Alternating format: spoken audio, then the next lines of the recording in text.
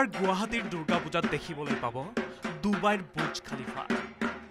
ডুবাইৰ বুৰ্জ খালিফাৰ আৰ্হিত নিৰ্মাণ কৰা হৈছে এটা আকৰ্ষণীয় পূজা মণ্ডপ। দুৰ্গোৎসৱলৈ আৰু বেছি দিন নাই। ৰাজ্যত এতিয়া শাৰদীয় দুৰ্গোৎসৱৰ উৎসাহ দেখিবলৈ পোৱা গৈছে। পূজা সমিতিসমূহে ভক্তক আকৰ্ষণৰ বাবে ব্যতিক্ৰমী প্ৰয়াসেৰে নিৰ্মাণ কৰিছে পূজা মণ্ডপসমূহ। দুৰ্গোৎসৱলৈ মাজত মাথো এটা মাহ।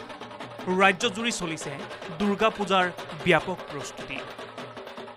শাৰদীয় উৎসৱক কেন্দ্ৰ কৰি ৰাজ্যজুৰি উখল মাখল পৰিৱেশৰ সৃষ্টি হৈছে। ইয়াৰ ব্যতিক্ৰম নহয় গুৱাহাটী মহানগৰী। মহানগৰীতো পূজা কমিটিসমূহে ৰাইজৰ দৃষ্টি আকৰ্ষণ কৰিবলৈ লাখ লাখ টকা ব্যয় কৰি বিভিন্ন আৰ্হিত পূজা মণ্ডপ নিৰ্মাণ কৰিছে।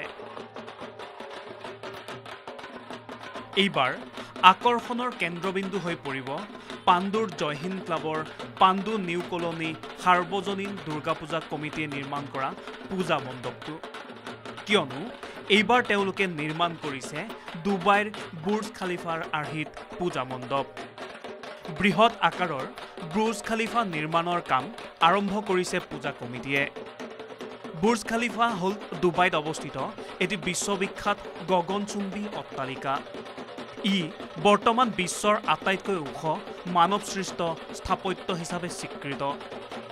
৩০ লাখ টকা বাজেটেৰে নিৰ্মাণ কৰা হৈছে বুৰ্জ খালিফা পূজা মণ্ডপ। ১১০ ফুট উচ্চতাৰে নিৰ্মাণ হ'ব বুৰ্জ খালিফা।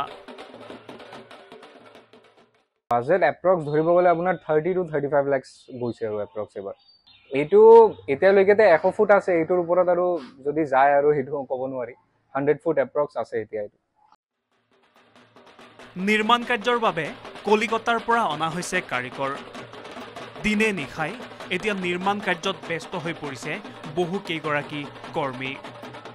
সেই একেই বৃহৎ আকাৰৰ বুৰ্জ খালিফা সদৃশ পূজা মণ্ডপ নিৰ্মাণত ব্যস্ত হৈ পৰিছে পাণ্ডু জয়হিন্দ ক্লাবৰ পূজা কমিটিৰ প্ৰত্যেকগৰাকী সদস্য। তেওঁলোকৰ মনত যথেষ্ট উৎসাহ উদ্দীপনা দেখিবলৈ পোৱা গৈছে। মা দুৰ্গাৰ ভক্তসকলৰ দৃষ্টি আকৰ্ষণ কৰিব পৰাকৈ নিৰ্মাণ কৰি তুলিব বুৰ্জ খালিফা পূজা মণ্ডপ।